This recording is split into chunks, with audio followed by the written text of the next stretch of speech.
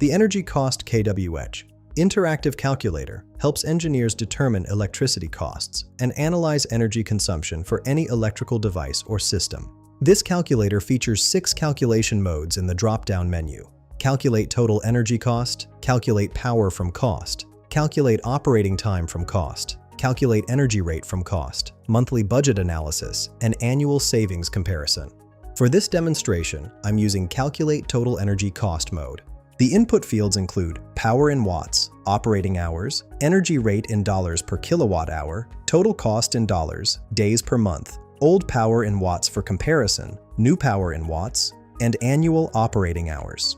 Let's walk through a calculation. I'll enter 1500 watts for power, 8.5 for operating hours, and 0.1342 for energy rate.